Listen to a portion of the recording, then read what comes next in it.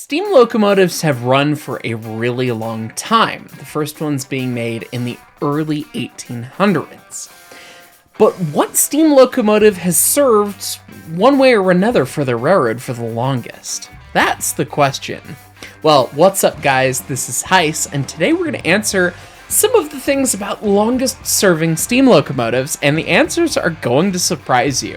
Most railroads only owned steam locomotives for a relatively short period of time, at least considering the modern day, though many engines back in the service years of steam survived for quite a long time. 346, the oldest operating engine in Colorado, which we have at the Colorado Railroad Museum, though under rebuild, built 1881, served the railroad until the 1940s, so that's a 60-year career, which is a lot longer than most modern-day locomotives. So how do we determine what is the longest serving steam locomotive? Well, as always, it depends and it gets complicated. So in this, like many of these steam locomotive record things that we get into, there's going to be a little bit of semantics. So we're going to have locomotives that were retired, but then were restored. Those guys don't necessarily fit the bill. We're talking about a continuous amount of service or ownership by the company. And I say service or ownership and by the company because all those pieces tie in, because there's different engines based on how you want to kind of filter this thing out. Who served the longest? Who served the longest as intended? Who served longest for the company? Who was owned the longest by the company? All these are different locomotives, and it just makes very clear how complicated some of these railroad things can be. All the definitions aside, the one key piece to remember is that a steam engine can require pretty big overhauls from time to time, and a lot of what is considered in terms of continuous service is based on a 15-year window, whether it was back in the day or now. So if anything was out of service for that long, it kind of changes things up. The first locomotive to talk about is one that many folks know, Union Pacific 844, the living legend, a fantastic, huge 484 locomotive. Much bigger than the 484 that we have at the museum, the 5629. 844 is huge, 6 foot 8 inch drivers, just a prime end of steam era kind of locomotive. It was built in December of 1944, so it's not as late as some of the latest, but it was getting towards the end of steam, and it is just a wonderful fascination of modern steam. That locomotive ran its 15-year stint, it did its thing. The UP did not retire it, they actually sent it off into kind of an experimental snow clearing service. Hey, maybe we can use. A little bit later, management went, wait, we still have one of these in service? Don't retire it. So 844 has been known as the living legend because it was the only one never retired. Asterisk. Here we go. This is where the fun begins. 844 was not retired by the Union Pacific. It has always been in service since 1944. So as of 2024, that is 80 years of service, though we haven't seen it out running in a while, but word is on the street that maybe sometime in the near future we shall see it again, which we're all quite excited for. 844 has been rostered on the railroad for basically 80 years. It did revenue service for 15 years, and then it's kind of occasionally done revenue runs helping other trains, as we've talked about in previous videos. But it's mostly a PR thing for Union Pacific at this point. They're not using it as a traditional locomotive. Now, something that has been used in that way is something that should come with no surprise to some of you. And of course, this gets into the D&RGW narrow gauge, which of course comes up on the channel quite frequently. The K-28s that have served the Silverton branch of the D&RGW, now the Durango and Silverton Narrow Gauge Railroad, a tourist railroad, 473, 476, and 478, were all put into service in 1923, and they all worked for the same railroad, day in, day out, until 1980, later than most steam engines in the world, although still some do exist in some places. Once they were sold to a tourist railroad operator, they kept doing that same thing, with only 476 falling out of a 15-year dormancy period. So 473 and 478, though 478's not in service now, have been in continuous service for more than 100 years. Basically for the same alignment, for the same railroad, though the name did change. So they're not the longest serving running locomotives for the D&RGW. Technically, that is kind of the 844 because of that whole What is the UP video we did recently.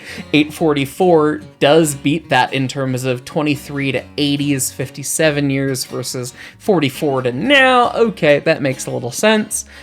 But 844 has had a lot of periods of dormancy. So if you're thinking about how much the locomotive operates versus just doing runs here and there, the K28s have been doing the thing, regardless of the railroad name on top, for more than 100 years, which is amazing to think of. But because the railroad name changed, they've not been rostered as long as the 844. But there's a locomotive or two that trumps both of these. So here's where our East Coast fans can rejoice. The East Broadtop Railroad, which we've talked about on the channel in a number of fantastic videos, has two locomotives that kind of fit this bill. The East Broadtops number 14 and number 15 were two of the ones that ran the latest into tourist service. The 14 and 15 are older than the D&RGW K28s. They were built in 1912, 11 years previous. And they served the East Broadtop Railroad until the railroad closed in 1956. Though there was a 4-year gap between the close of the railroad and the start of the tourist service in 1960, both of those engines came back, and it was less than 15 years. And, chief among these things, the railroad retained its company name. The whole time, the East Broadtop Railroad, from its inception until now, has always been the East Broadtop Railroad and Coal Company.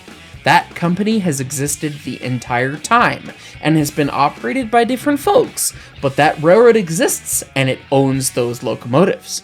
So though the Denver and Rio Grande Western owned the K28s until 1980, and then they went to American Heritage Railways, or whatever preceded them in 1980, shrug, and UP 844 was owned by the Union Pacific from 1944 until merger shenanigans, and is now technically owned by the Denver and Rio Grande Western.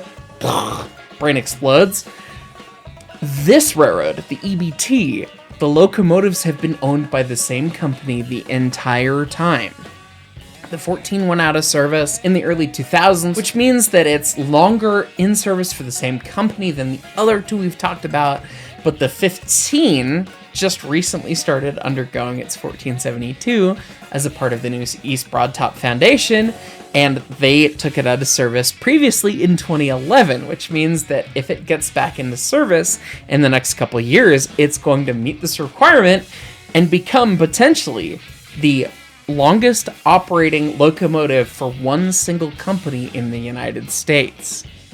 Now, I have no idea how things roll out in Britain and how you guys have done these things. Obviously, the UK came up with locomotives sooner than we did, and we kind of parroted from them and figured out our own railroads after that. So I'd be curious to hear if there's anything in the UK that kind of meets or matches these locomotives in terms of ages of service or running or longevity, any of those things.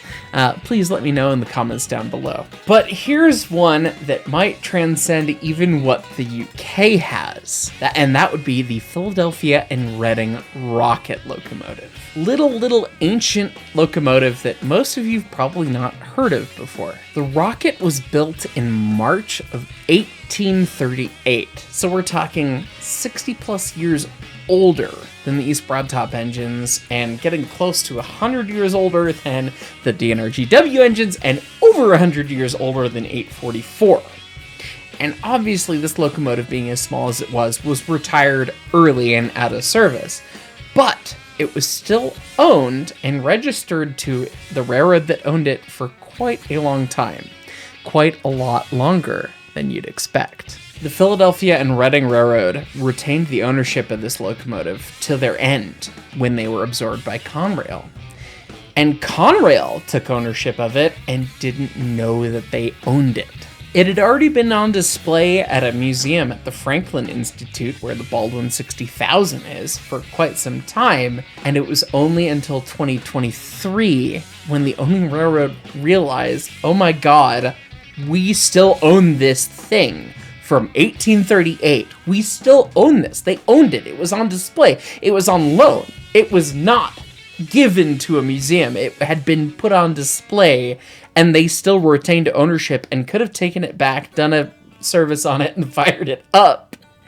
It was only last year, 2023, that the railroad went, oh crap, we own this historic steam engine, maybe we should give it up for a tax write-off kind of thing. And by doing so, they donated it to the Railroad Museum of Pennsylvania. It got transferred over there.